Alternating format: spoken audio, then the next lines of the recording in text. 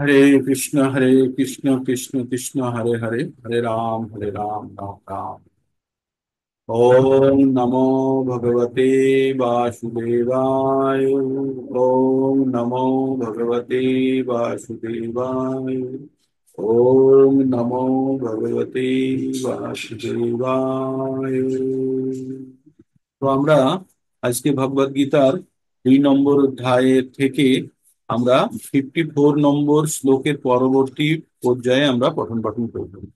আমরা এ পর্যন্ত আমরা 54 নম্বর শ্লোকটা যদিও পড়ে ফেলেছি, তবু আপনাদের জ্ঞাতার্থে পুনরায় সেটি আলোচনা করব ছোট করে। আর এখান থেকে শুরু হয়ে যাচ্ছে আমাদের স্থিতপ্রজ্ঞ বলে একটি কথা। স্থিতপ্রজ্ঞ মানে হচ্ছে স্থির বুদ্ধি, যাদের বুদ্ধি নিশ্চল, যারা একটা জায়গাকে নিজেকে স্থির করে ফেলেছে, তাদের কি কি লক্ষণ সেইগুলো বলবে, সে কিভাবে চলে, কি করে না করে। তো এগুলো বিশদভাবে আলোচনা করা আছে। তো আমরা এই পর্যন্ত ভগবত গীতাতে আমরা যেটা পঠন শুরু করেছি, যারা নতুন ভক্ত আছে তাদের জ্ঞাতার্থে বলে দিই। আমরা 1 নম্বর অধ্যায় শেষ করে ফেলেছি। 1 নম্বর অধ্যায়ের মূল বিষয়বস্তু ছিল যে যুদ্ধক্ষেত্রে অর্জুন তার আত্মীয় পরিজনদের সামনে দেখে তার মন খারাপ হয়ে গেছে এবং সে কিছুতেই যুদ্ধ করার জন্য প্রস্তুত নয়। তাই তার সারথি ভগবান কৃষ্ণকে তিনি বললেন যে আমি ভিক্ষা করেও খাবো, তবুও আমি যুদ্ধ করব না, কারণ এই সমস্ত জ্ঞানী বা আমার গুরুজনদের পিতামহদের যদি আমি হত্যা করি তাহলে আমি পাপে লিপ্ত হব, আর তাতে পুণ্য নষ্ট হবে, বংশ নষ্ট হবে, সবকিছু হবে, যত কিছু তার লজিক দিলেন। তারপরে সে নিজে একবার তো বলেই ফেললেন যে আমি ভিক্ষা করে খাবো, তবুও আমি যুদ্ধ করবো। তারপরে বললেন যে আমি বুঝতে পারছি না, আমার তাদেরকে হত্যা করা ঠিক হবে না, তারা আমাকে যদি হত্যা করে দেয় ঠিক হবে, মানে টোটালি ও কনফিউজিং স্টেটে ছিল, মানে একদম কিংকর্তব্য বিমূঢ়। তখন শেষে অর্জুন ভগবানের কাছে সারেন্ডার করলো যে আমি আমার বুদ্ধি হারিয়ে ফেলেছি, আমার আমি মোহাচ্ছন্ন হয়ে গেছি, আমি কি ঠিক আর কি ভুল আমি বুঝতে পারছি না। আপনি কৃপা করে আপনার আমাকে শিষ্য বানান এবং আমাকে আপনি সৎ বুদ্ধি দিন। 7 নম্বর চ্যাপ্টার 7 নম্বর শ্লোকে বলার পরে ভগবান এবার অর্জুনকে জ্ঞান দিতে শুরু করলেন। কিন্তু ভগবান এই ভগবত গীতা থেকে আমরা 5টা বিষয়ের উপরে আমরা জ্ঞান লাভ করি। প্রথমটি হচ্ছে ঈশ্বর, তারপরে হচ্ছে আত্মা, তারপরে হচ্ছে প্রকৃতি, সময় এবং কর্ম। এই 5টি বিষয়ের মধ্যে প্রথম 4টি বিষয় স্থির। এই 4টি বিষয় সকলের জন্য একই, কিন্তু পঞ্চম বিষয়টি আমাদের এক একজন ব্যক্তির জন্য এক এক রকম। তাই আমরা আলাদা আলাদা রূপে সকালে এই জুন মন্দিরে উপস্থিত। তার মানে আমাদের 4টে জিনিস এক, শুধু একটি জিনিসই আলাদা, সেটি হচ্ছে কর্ম। কর্ম, বর্তমান কর্ম, অপূর্ববর্তী কর্ম। আমরা কর্ম সম্বন্ধে কিছুটা হলেও আলোচনা করেছি। কর্ম কি? কর্ম যে কোনো ধরনের অ্যাকশন, মানে আমরা যা কিছু করি বেঁচে থাকার জন্য, তার মধ্যে কর্ম। এবার এই কর্মের মধ্যে 3 ধরনের কর্ম হয়। একটা হচ্ছে সকর্ম, বিকর্ম আর অকর্ম। সকর্ম করলে পুণ্য হয়, অকর্ম করলে বিকর্ম করলে পাপ হয়, আর অকর্ম করলে কোনো পাপ পুণ্যের বন্ধন থাকে না। তো অর্জুনকে ভগবান তার আত্মা সম্বন্ধে জ্ঞান দিলেন, বললেন যে আমরা সকলেই আত্মা, আর আত্মার কোনো বিনাশ নেই, আত্মার কোনো সৃষ্টি নেই, আত্মা চিরন্তন থাকে।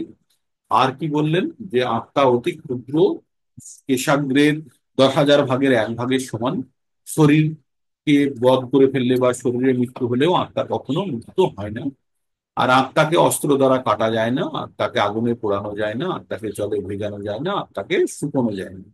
আর শরীর, যার মৃত্যু হয়েছে তার আবার জন্ম হবে, আর যার জন্ম হয়েছে তার মৃত্যু হবে, মানে এটা একটা পদ্ধতি। তাই তুমি যাই ভাবো, শরীর নিহত হলেও আত্মা কখনো নিহত হয় না।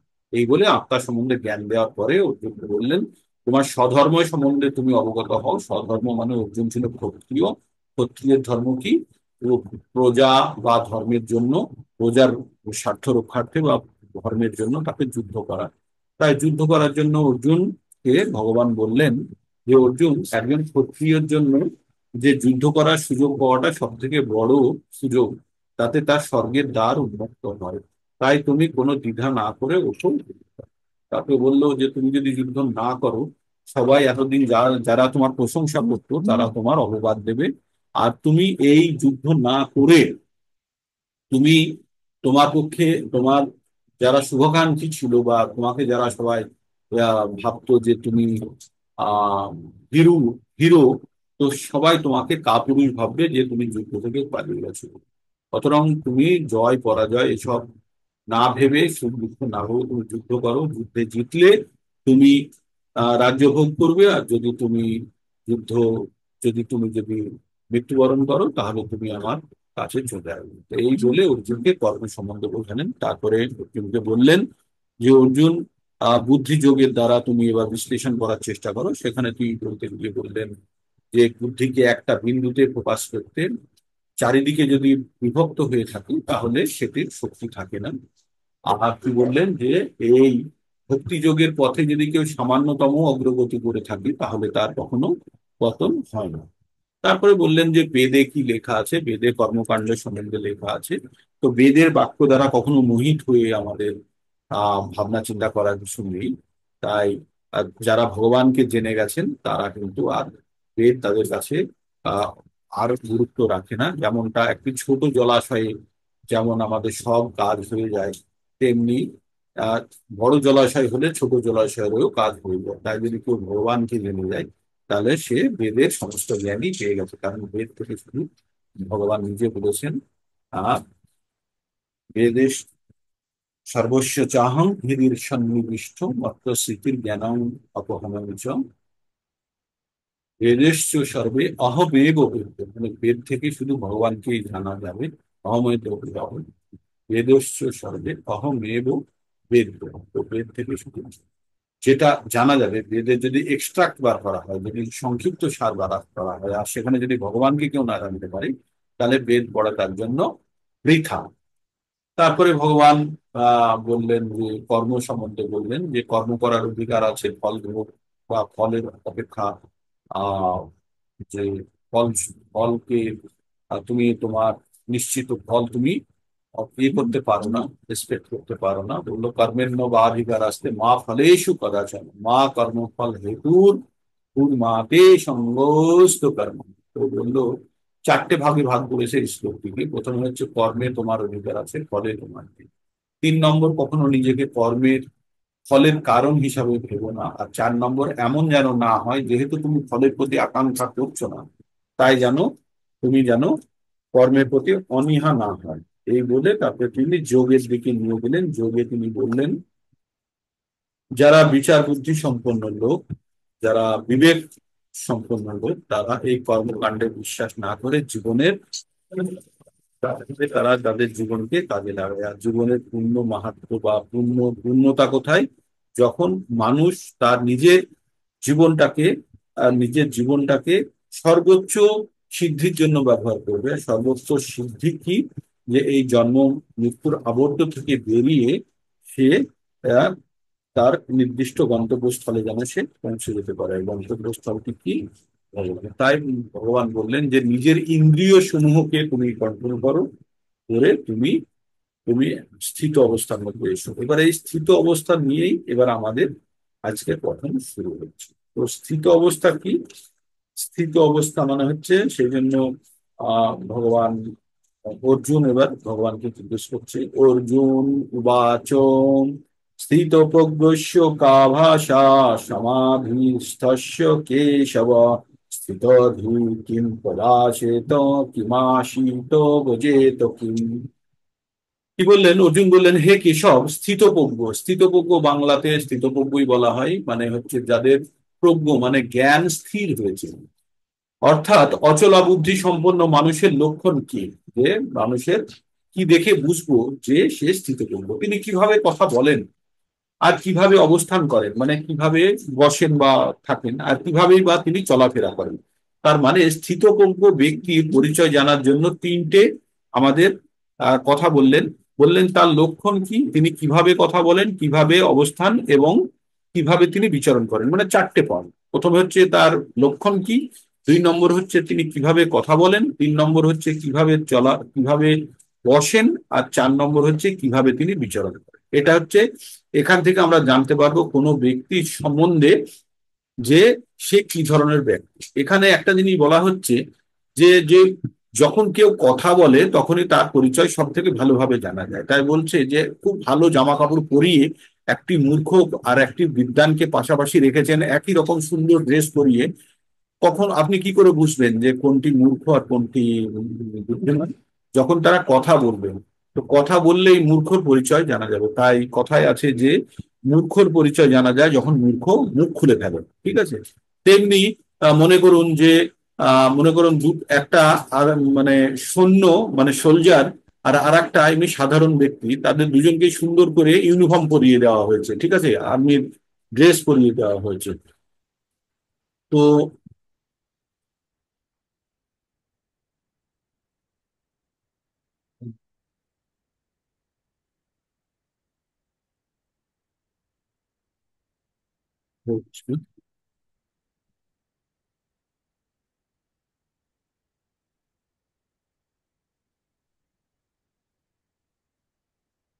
তো সুন্দর করে আর্মি ড্রেস পরিয়ে দিয়েছে, এবার আপনাদের দূর থেকে দেখে দুজনকেই সৈন্য মনে হবে, কিন্তু প্রকৃতপক্ষে যখন চলাফেরা করতে শুরু করে যাবে, তখন আপনাকে সৈন্যটি ওই যেটা শূন্য নয় সাধারণ ব্যক্তিকে ড্রেস পরানো হয়েছে তাদের মধ্যে তখন পার্থক্য বোঝা যাবে। তার মানে যে বিভিন্ন ভাবে বোঝা যেতে পারে তাদের ব্যবহারে, তাদের চলাফেরাতে, তাদের আচরণের মাধ্যমে, তাই না?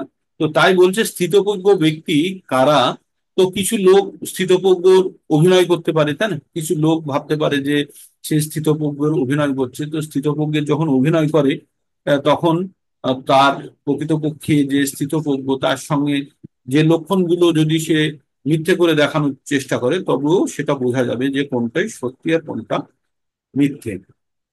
তাই ভগবান তাই এখানে প্রভুপাদ এখানে টিকাতে কি লিখছেন, বলছে প্রতিটি মানুষের যেমন কোনো না কোনো লক্ষণ থাকে, তেমন কৃষ্ণ ভাবনাময় মানুষেরই সেই রকম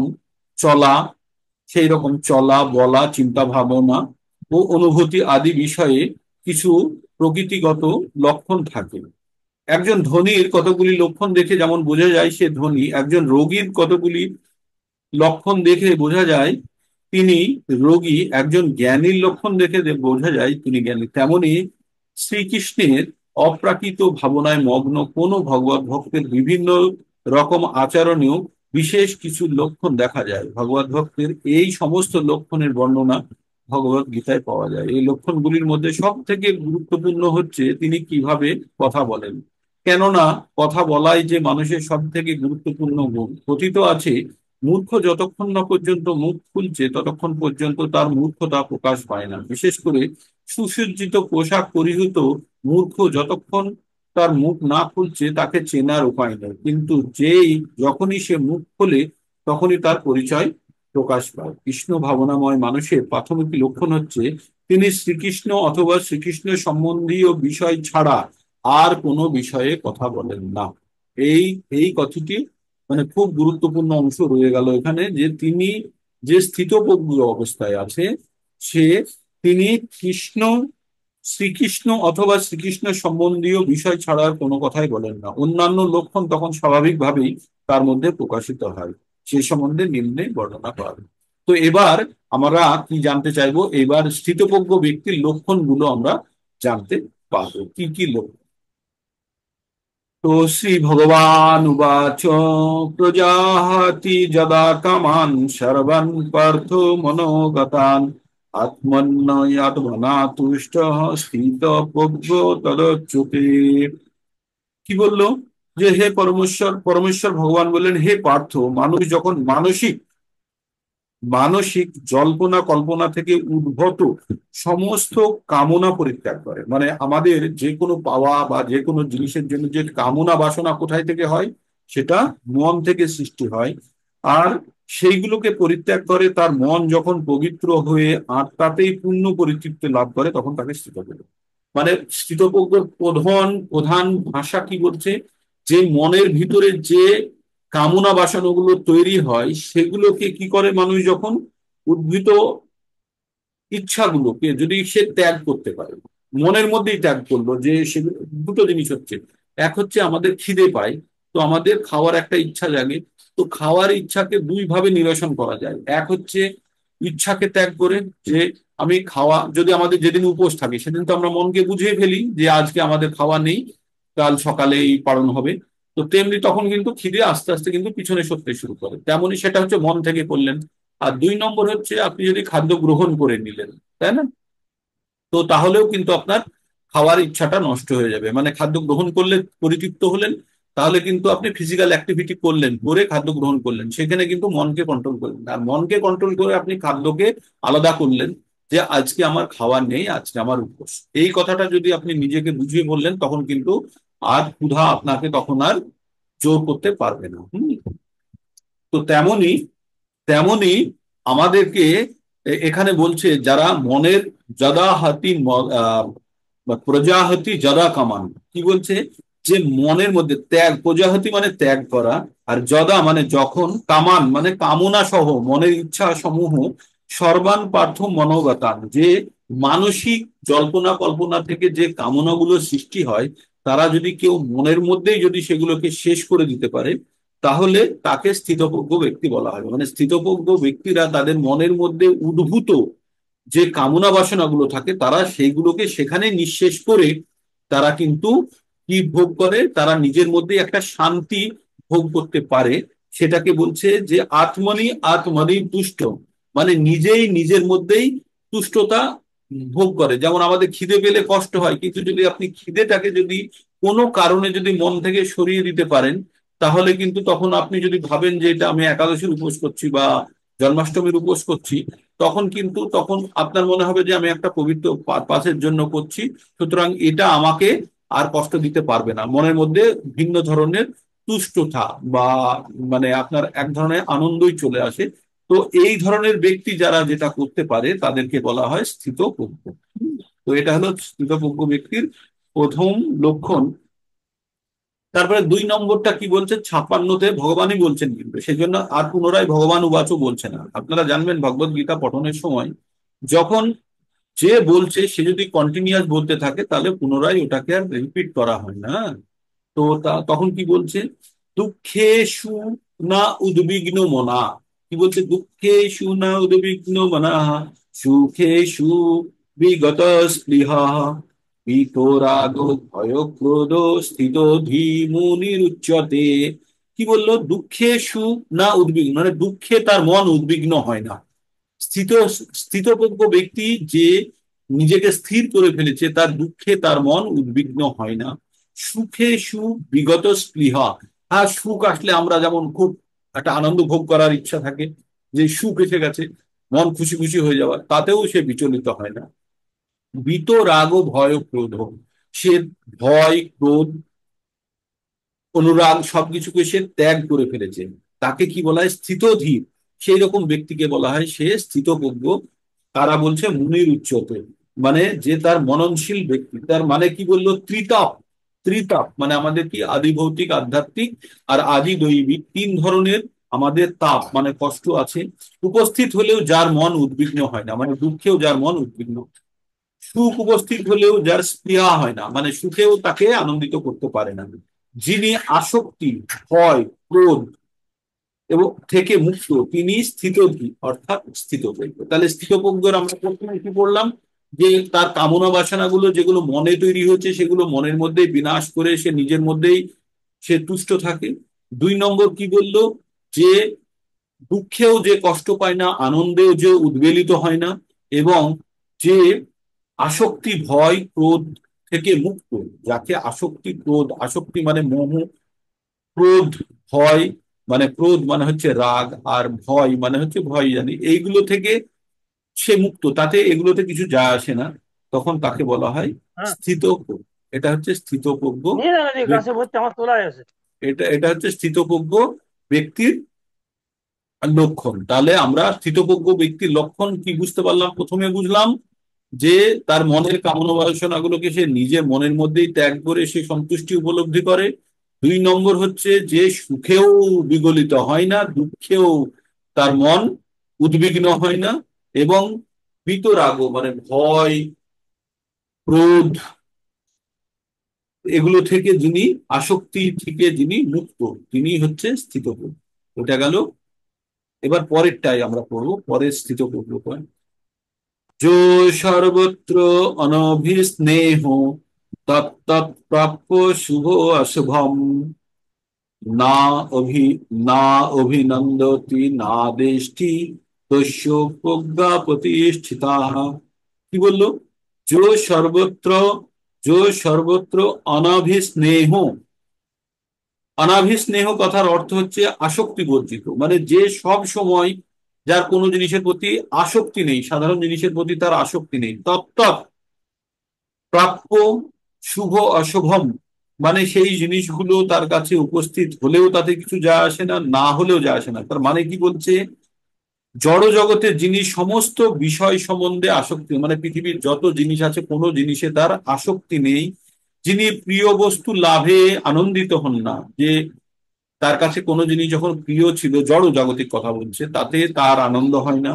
অপ্রিয় বস্তু উপস্থিত হলেও তিনি বিরূপ হন না, যে অপ্রিয়, যেটা আপনি চান না সেরকম জিনিসও যদি আপনার কাছে চলে আসে, বা যেটা থেকে আপনি দূরে থাকতে চান সেরকম জিনিসও যদি আপনার কাছে এসে পৌঁছে যায়, তবুও আপনি সেখান থেকে দূরে, মানে বিরূপ হন না, তাতেও আপনার কিছু যায় আসে না। তিনি সম্পূর্ণরূপে জ্ঞানে প্রতিষ্ঠিত। তো এইরকম ব্যক্তি, তাহলে কি হলো এখানে এসে, কি দাঁড়ালো? যে সম্পূর্ণ আসক্তি রহিত, প্রিয় বস্তুতে লাভান্বিত হয় না, আর অপ্রিয় বস্তু উপস্থিত হলেও তার মধ্যে বিরূপ কোনো প্রতিক্রিয়া হয় না। তার মানে প্রথমে কি বুঝলাম? যে মনের মধ্যেই মনের কামনা বাসনাকে শেষ করে দেয়। 2 নম্বরে কি পড়লাম আমরা? 2 নম্বরে তার কাছে দুঃখ, সুখে, সুখেও সে উদ্বেলিত হয় না, দুঃখেও সে কষ্ট পায় না। আর কি করেছে সে? আসক্তি, ভয়, ক্রোধ থেকে মুক্ত, সেই হচ্ছে স্থিতপ্রজ্ঞ। আর এখানে বলছে, কোনটাতে নেবো, আমার ঝুড়িটা ওইখানে।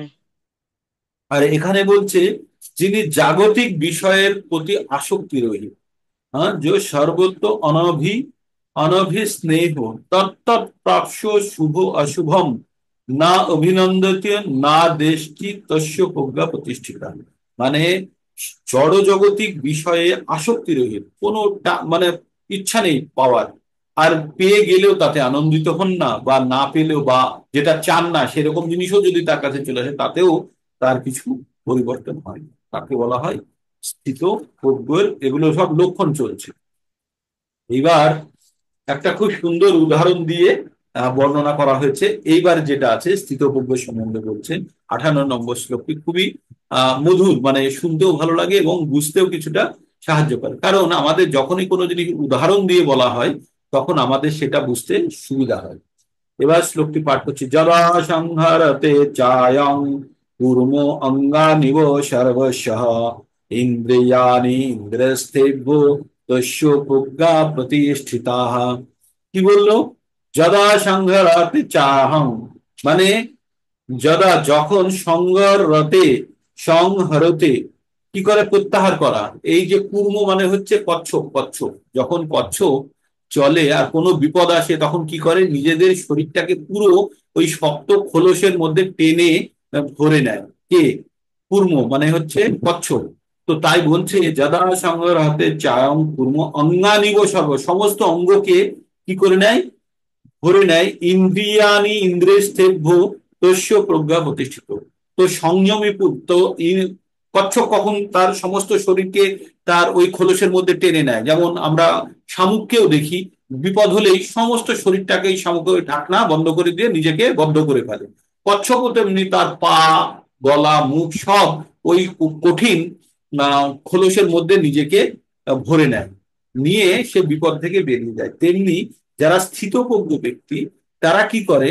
তারা যখনই কোন রকম এইরকম কোনো বাইরের ইন্দ্রিয় গ্রাহ্য কোনো বস্তু আসছে যা তাকে বিচলিত করতে পারে, সেই সময় সে সমস্ত তার ইন্দ্রিয়কে নিজের মধ্যে, নিজের বশে করে কন্ট্রোলে নিয়ে নেয়, যে যাতে কোন রকম বাইরের কোন রকম কামনা বাসনা ইচ্ছা তার উপরে প্রভাব বিস্তার করতে না পারে।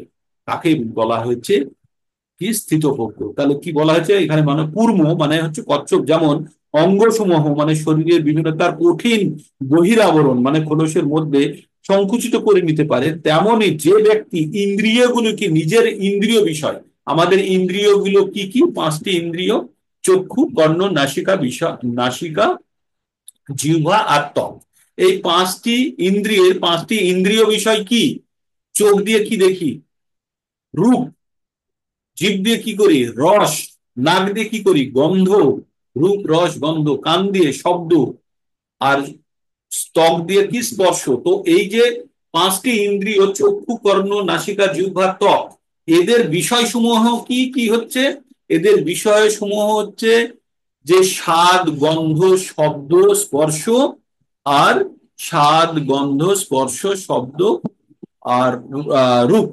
তো এই এই পাঁচটি হচ্ছে আমাদের ইন্দ্রিয়, আর পাঁচটি ইন্দ্রিয়ের ইন্দ্রিয় বিষয়। যে আমাদের, দেখুন কেমন একটা উদাহরণ দিই। যেমন মনে করুন, যে খাদ্য রসিক, যে খেতে ভালোবাসে, সে যখনই কোনো সুন্দর খাদ্যের ঘ্রাণ পাবে, সঙ্গে সঙ্গে তার নাক নাক দিয়ে সে সুন্দর একটা গন্ধ পেলো, সঙ্গে সঙ্গে তার জিভে জল চলে আসবে। কারণ যে নাক খবর দেবে যে সুন্দর একটি খাবারের গন্ধ পেয়েছে, তখন জিভ লালায়িত হবে। আর জিভ যেই ওই খাবারটা গ্রহণ করার জন্য মনের কাছে ইচ্ছা প্রকাশ করবে, মন তখন বলবে, শরীরকে বলবে, কোথায় গন্ধটা পাওয়া যাচ্ছে, তুমি গন্ধের উৎসের দিকে চলো। আর সেখানে যাবে, সেখানে গিয়ে খাদ্যটি গ্রহণ করে সে ভাববে নিজে তৃপ্ত হয়েছে। কিন্তু খাদ্যটি সামান্য বা যে মাত্রাতে গ্রহণ করার পরেই তারপরে আবার যদি ওই গন্ধ পায়, তখন কিন্তু তার অনীহা হবে, তখন আর ইচ্ছা জন্মাবে না, তাই না? কারণ সে সন্তুষ্ট হয়ে গেছে, তৃপ্ত হয়ে গেছে সেই খাদ্যরূপী বস্তু গ্রহণ করে। তেমনি আমাদের পাঁচটি ইন্দ্রিয় বিষয়গুলো আপনাদেরকে মনে রাখতে হবে। রূপ, রূপ হচ্ছে চোখের, রস হচ্ছে জিহ্বার, রূপ, রস, গন্ধ হচ্ছে নাকের, শব্দ হচ্ছে কানের, আর স্পর্শ হচ্ছে আমাদের ত্বকের। এই পাঁচটি হচ্ছে ইন্দ্রিয় বিষয় সমূহ। তো এই ইন্দ্রিয় বিষয় সমূহের সংস্পর্শে যখন আমাদের ইন্দ্রিয়গুলি এই বিষয়ের সংস্পর্শে যখন আসে, তখনই যত ধরনের সমস্যার সৃষ্টি হয়। হ্যাঁ, যত সমস্যা। তাই বলছে, যখনই এইরকম ঘটনা ঘটছে, তখন সে কি করে, ইন্দ্রিয় সমূহকে, যে চোখের সামনে এমন কিছু জিনিস আসলো যেটা আমি চাই না, বা যেটা আমাকে বিচলিত করতে পারে, তাহলে কি করবে, সঙ্গে সঙ্গে চোখকে বন্ধ করে নিল। যে এমন কিছু শব্দ শুনছে, যে শব্দগুলো তাকে বিচলিত করছে, সে তার কানকে কন্ট্রোল করে নিল। সে নাক দিয়ে কোনো কিছু, আমরা যখন রাস্তার ধার দিয়ে যাই, সুগন্ধ দুর্গন্ধ দুটোই শুনতে পারি। সুগন্ধ যখন পাই তখন কিন্তু আমরা নাক চেপে ধরি না, কিন্তু যখন দুর্গন্ধ হয় তখন আমরা নাকটা চেপে ধরি। করে কি করি, আমরা ওই বিষয় সমূহ থেকে আমাদেরকে নিজে দূর করার চেষ্টা করি। কখনো কখনো কানে আঙুল দিয়ে দিই আমরা, না? যে কোনো জিনিস আমরা শুনতে চাই না বা নয়েজ হচ্ছে, তখন কানে আঙুল দিয়ে দিই।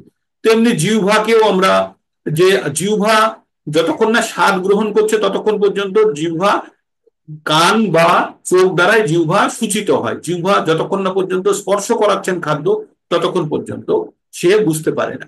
আর তারপরে হচ্ছে কি, যে স্পর্শ। স্পর্শ মানে আমাদের সঙ্গে যখন কারো স্পর্শ হয়, তখনই আমরা তার প্রতি আসক্তি আমরা প্রকাশ করি, না? তো তেমনি তাই বলছে যে আমরা যদি এই ইন্দ্রিয় বিষয়গুলো থেকে যদি আমরা দূরে থাকি, তাহলে কিন্তু ওইগুলো আমাদেরকে কামনা বাসনাগুলো আমাদের মনের মধ্যে জাগ্রত করতে পারবে না। তাই এটা হচ্ছে কার লক্ষণ? এটা হচ্ছে স্থিতপ্রজ্ঞ ব্যক্তি, যে যার বুদ্ধিকে স্থির করে ফেলেছে, এটা তার লক্ষণ। ঠিক। তো তো এই পর্যন্ত গেল আপনার। আমি কোনটা পর্যন্ত বললাম, তাহলে বললাম 59, না, আমি বললাম 58 পর্যন্ত, কুর্ম পর্যন্ত বললাম। 59 নম্বরে কি বলছে? বিষয়া বিনির বিষয়া বিনিবর্তন্তে নিরাহারস্য দেহিন রসবর্জন রসহ পশ্য পরং দৃষ্ট নিবর্ততে। কি বললো? দেহধারী জীব ইন্দ্রিয় বিষয় সমূহ ভোগ থেকে নিবৃত হতে পারে, কিন্তু তবুও ইন্দ্রিয় ভোগ সমূহের আসক্তি থেকে যায়। কিন্তু উচ্চতর স্বাদ আস্বাদন করার ফলে সেই বিষয় তৃষ্ণা থেকে চিরতরে নিবৃত হওয়া যায়। এখানে বুঝতে হবে, বলছে যে আমরা দেহধারী জীব, আমাদের পাঁচটি ইন্দ্রিয় আছে, আর এই ইন্দ্রিয় বিষয়সমূহ যখন আমাদের ইন্দ্রিয়ের সংস্পর্শে আসে, তখন আমাদের কোনো জিনিস পাওয়া প্রতি আকাঙ্ক্ষা জন্মায়, যে ইচ্ছা জন্মায়। তবুও এই যে আসক্তি, এই আসক্তি থেকে আমরা দূরে যেতে পারি যখন কোনো উচ্চতর স্বাদ আমাদের কাছে, মনে করুন আপনি খেজুরের গুড় আপনার কাছে আছে, দেখে আপনার খাওয়ার ইচ্ছা জন্মাবে। কিন্তু যদি আপনার কাছে খেজুরের গুড়ের থেকেও ভালো মিষ্টি কিছু থাকে, সন্দেশ আছে মনে করুন, তাহলে কিন্তু খেজুরের গুড়ের প্রতি আপনার আর আসক্তি থাকবে না। তাই বলছে, যদি কোনো উচ্চতর স্বাদের কোনো যদি জিনিস আপনার কাছে থাকে, তাহলে বাকিগুলো আপনার নিম্ন স্তরের মনে হয়, তাই না? তো তেমনি ভগবান ভক্তিতে যারা সম্পূর্ণভাবে নিজেদেরকে ডুবিয়ে ফেলেছে, তাদের কাছে এই বিষয় কামনা সমূহ, বাসনা সমূহ তুচ্ছ। তাদের কাছে এই বিষয় কামনা সমূহ তুচ্ছ। তাই বলছে এখানে, দেহধারী জীব ইন্দ্রিয় সুখ ভোগ থেকে নিবৃত হতে পারে, কিন্তু তবুও ইন্দ্রিয় সুখ ভোগের আসক্তি থেকে যায়। কিন্তু উচ্চতর স্বাদ আস্বাদন করার ফলে সেই বিষয় তৃষ্ণা থেকে চিরতরে নিবৃত হওয়া যায়। তো তাহলে যারা স্থিতপ্রজ্ঞ ব্যক্তি, তারা কি করেছে, তাদের এই পাঁচটি যে তাদের যে ইন্দ্রিয় আছে, যাদের জ্ঞানেন্দ্রিয় পাঁচটা আছে, তারপরে সম্পূর্ণরূপে কন্ট্রোল পেয়ে গেছে, মানে বা নিয়ন্ত্রণ পেয়ে গেছে। আর এর ছাড়াও আরো পাঁচটি আমাদের কর্মেন্দ্রিয় আছে। এই কর্মেন্দ্রিয় গুলো কিন্তু কাজ করে আমাদের জ্ঞানেন্দ্রিয় থেকে যে খবর পাচ্ছি তাই মন আবার সেই কাজগুলোকে বিশ্লেষণ করে করে আবার আদেশ দেয় কাকে, কর্মেন্দ্রিয়। কর্মেন্দ্রিয় গুলো কি কি? হাত, পা, মুখ, উদর আর উপস্থ।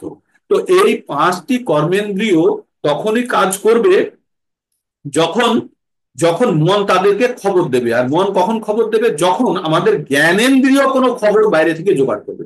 তার মানে আমরা আমরা প্রকৃতির সঙ্গে যোগাযোগ করি আমাদের জ্ঞান ইন্দ্রিয় থেকে খবর নিয়ে মন পর্যন্ত যায়, আর মন তখন কি করায়, যে আমাদের কর্মেন্দ্রিয় গুলো দিয়ে কাজ করায়। যেমন আপনাদের সকলকে আমি দেখছি, চোখের সামনে আপনারা বসে আছেন, দেখে আমার মনে হচ্ছে আপনারা শোনার জন্য বসে আছেন। তো আমার মন এই আপনাদেরকে দেখে খবর দিচ্ছে এতজন ডিভোটিস, ভক্ত জুম মন্দিরে উপস্থিত আছে সকালে, তো তাদের সম্বন্ধে তুমি কিছু বলো। এবার বলার জন্য তাহলে তখন মন আমাকে নির্দেশ দিয়েছে, তাই আমার মুখ দিয়ে আমি ওই বাক্যগুলি চোখ দিয়ে দেখছি, পঠন করছি এবং আপনাদেরকে বলার চেষ্টা করছি। তো এইভাবে আমাদের ইন্দ্রিয় সমূহ বাইরের বিষয়ের দ্বারা কিভাবে প্রভাবিত হয়। তাই যারা স্থিতপ্রজ্ঞ, তারা বাইরের কোনো বিষয় দ্বারা তারা উদ্বেলিত বা কোনো ধরনের বাইরের বিষয় নিয়ন্ত্রণে তারা আসে না। তাই আমরা বলে না, নিজের মনকে সংযম করো, সংযম করো। তো নিজের মনকে যখন আমরা সংযম করতে পারবো, যখন আমরা কন্ট্রোল করতে পারবো, তখন কিন্তু আমরা ধীরে ধীরে স্থিতপ্রজ্ঞতার দিকে যেতে পারবো। আর এখানে একটা জিনিস বললো যে মন কখনো খালি থাকতে পারে না, মনের কাছে কিছু না কিছু বিষয় এসে মনকে সবসময় উত্তেজিত করবে। তাই মনের মধ্যে যদি আমরা ভারী কিছু রেখে দিতে পারি, এই উদাহরণটি আপনাদের দিই আমি বারবার, যে একটা কাঁচের বোতল আছে, খালি বোতল রাখা আছে। তো যদিও খালি বোতল, কিন্তু প্রকৃতপক্ষে খালি নয়, ওর মধ্যে বাতাস ভরে আছে। এবার কেউ আপনাকে তর্কের খাতিরে বা যুক্তির খাতিরে আপনাকে বলল যে এই বাতাস ভর্তি আছে এই বোতলের মধ্যে, এর থেকে বাতাসটা বার করো, বাতাস এখান থেকে সরিয়ে দাও, বাতাসটা বার করো, আর কিছু বলেনি। তখন আমরা কি করব? বাতাস বার করতে গেলে মুখ দিয়ে টানি না, আমরা টেনে ওই জায়গাটাকে খালি করতে যাই। কখনো কখনো ছোটবেলায় হোমিওপ্যাথিক ছোট ছোট শিশি গুলোকে আমরা টেনে জিভে লাগিয়ে নিতাম না? তেমনি যখনই আমরা ওই বোতলকে খালি করার জন্য টানবো, তখন কিছুটা হয়তো ভ্যাকুম তৈরি হবে, কিন্তু আমাদের জিভকে বা কোনো কিছুকে টেনে নেবে, তার বেশি আমরা খালি করতে পারবো না। তাই আমরা ওই বোতলকে খালি করতে পারবো না। তো আরেকটা ভাবে আমরা বাতাসকে বার করে দিতে পারি, কি করে? সুন্দরভাবে ওই বোতলের মধ্যে যদি আমরা জল ঢেলে দিই, অটোমেটিক বাতাস বেরিয়ে চলে যাবে। বাতাস আর বোতলের মধ্যে থাকবে না, জল থাকবে কিন্তু বাতাস থাকবে না। তেমনই আমাদের মন কখনো খালি রাখা যাবে না, কিছু না কিছু তার ভিতরে থাকবে। তাই যদি আমরা আমাদের মনের মধ্যে কোনো ভারী জিনিস, যেমন উচ্চতর স্বাদ এখানে বললো, তেমনি যদি কোনো ভারী জিনিস যদি আমরা আমাদের মনের মধ্যে ভাবনা চিন্তার মধ্যে রেখে দিতে পারি, তাহলে কিন্তু এই হালকা যে ভাবনা চিন্তা আমাদেরকে আর উত্তেজিত করতে পারে। তো ভারী জিনিস কি? বলছে ভগবানের চিন্তায় যদি মন যদি সবসময় ব্যস্ত থাকে, তাহলে এই জড় জাগতিক বিষয়সমূহ তার কাছে অত্যন্ত তুচ্ছ হয়ে যায়। তো সেই কথাটাই বলছি, এবং এটা আমরাও লক্ষ্য করেছি যে আমাদের মনে করুন শরীরে ছোটখাটো ব্যথা আছে, পায়ে বা মাথাতে, আরো বড় কিছু যদি কোনো বিপদ চলে আসে, তখন ওই ব্যথাগুলো আমরা ভুলে যাই, তাই না? আমরা ভুলে যাই। তো তেমনি আমাদের উচ্চতর স্বাদ যদি আমাদের ভিতরে থাকে, তখন নিম্নতর স্বাদগুলো অতি তুচ্ছ হয়ে যায়। তাই জড়জাগতিক স্বাদগুলো, এগুলো অতি তুচ্ছ কার সামনে? আধ্যাত্মিক সুখ লাভের সামনে। তো আধ্যাত্মিক আনন্দ চেতনায় যারা মগ্ন আছে, তাদের কাছে জড়জাগতিক সুখগুলো অত্যন্ত নগণ্য এবং ক্ষুদ্র। তো এটা স্থিতপ্রজ্ঞ ব্যক্তিরা এটা জেনে গেছেন। তারপরে এবার 60 নম্বর শ্লোকটি পঠন করি। যততো হ্যপি কন্তেয় পুরুষস্য বিপশ্চিতঃ ইন্দ্রিয়াণি প্রমাথার্থিনি হরন্তি প্রশোভং মনঃ। আবার পড়ি, যতঃ হি অপি কৌন্তেয় পুরুষস্য বিপশ্চিত ইন্দ্রিয়াণি প্রমাথিনি হরন্তি প্রশোভং মনঃ। কি বললেন, হে কন্তীয়, ইন্দ্রিয় সমূহ তাই এত বলবান, খুব শক্তিশালী। কে? যে বিষয় সমূহ এত বলবান যে চিত্তকে বিপক্ষকারী, যে তারা ইন্দ্রিয় সংযমে যত্নশীল বিবেক সম্পন্ন পুরুষের মনকে বলপূর্বক আকর্ষণ। এখানে খুব শক্তিশালী কথা বলছে। বলছে যে ইন্দ্রিয় বিষয়সমূহের শক্তি এত বেশি, মানে যে আমরা যদি মনকে চাই যে আমরা এখান থেকে মনকে সরিয়ে নেব, তবু আমাদের করতে দেয় না। কারণ কি বলুন তো? যে ওই জিনিসটার আকর্ষণ এত বেশি, আর ওই ওই বিষয়সমূহ আমাদেরকে সব সময় আমাদেরকে টানছে, টেনে বলে দিচ্ছে আজকের মতো খেয়ে নে, কাল থেকে আর খাবি না। যারা মানে সত্যি কথা বলতে যারা আমি ভক্ষণ এখনো হয়তো যারা করেন বা যারা ছেড়ে দিয়েছেন, তারা আগে জানতেন যতক্ষণ না পর্যন্ত আপনার মনের সঙ্গে আপনি সংগ্রাম করে জিতেছেন, ততক্ষণ পর্যন্ত প্রত্যেক মুহূর্তে আপনাদের কি মনে হতো, আজকের দিনটা করে নিই, কাল থেকে আমি ছেড়ে দেবো, তাই না? আজকের দিনটা, তার মানে ওই বিষয়সমূহ থেকে আপনি কিছুতেই বেরোতে পারছেন না। তাই ওই বিষয়সমূহ থেকে তখনই বেরোতে পারবে যারা নিজের মনের উপরে সম্পূর্ণ কন্ট্রোল পেয়ে গেছে। আর মনের উপরে যদি সম্পূর্ণ কন্ট্রোল পেতে গেলে মনকে খালি রাখা যাবে না, ওখানে কোনো ভারী বস্তুকে দিতে হবে। আর ভারী বস্তু কি? যখন আমরা সেই জায়গাতে ভগবানকে যদি আমরা উদ্দেশ্য হিসাবে যদি বসিয়ে দিতে পারি যে ভগবানকে পেতে গেলে আমাকে এটা করতে হবে, তখনই আপনি সেই সমস্ত বিষয়সমূহ ত্যাগ করতে পারবেন, না হলে কখনোই ত্যাগ করতে পারবেন না। ওই বিষয়সমূহ এত শক্তিশালী মায়াদেবী, যে বারবার আমাদেরকে টেনে নিয়ে চলে যাবে মায়ার জগতে। তাই বলছে মায়াদেবীর থেকে দূরে থাকার একটাই রাস্তা, সেটা হচ্ছে ভগবান। ভগবানের মায়াদেবী হচ্ছে ভগবানের ছায়া, মানে ভগবান যেখানে আছে তার উল্টো দিকটাই আছে মায়াদেবী। তার মানে ভগবানের সামনে যদি আলো থাকে তাহলে পিছন দিকটাই হচ্ছে মায়াদেবী। তার মানে ভগবানের থেকে যদি আপনি মুখ ঘুরিয়ে নিন, তাহলে কিন্তু মায়াদেবীর দিকে আপনার মুখ চলে গেল। তাই ভগবান বলছেন, এক জায়গাতে বলা আছে, কৃষ্ণ সূর্য সম, কৃষ্ণ সূর্যের মতো, কৃষ্ণ সূর্য সম মায়া অন্ধকার। যেখানে কৃষ্ণ সূর্য সম মায়া অন্ধকার, যেখানে সূর্য আছে মায়া মানে যাহা কৃষ্ণ তাহা নাই, যাহা কৃষ্ণ তাহা নাহি মায়ার অধিকার। মানে যেখানে সূর্য আছে সেখানে অন্ধকার থাকে না, কিন্তু যদি সূর্য না থাকে তাহলে কি থাকবে? সেখানে অন্ধকার থাকবে। তাই বলছে যখন আমাদের জীবনে ভগবান নেই, তখন কিন্তু আমাদের জড়জাগতিক সুখ আমাদের জীবনের মধ্যে প্রবলভাবে বসে আছে।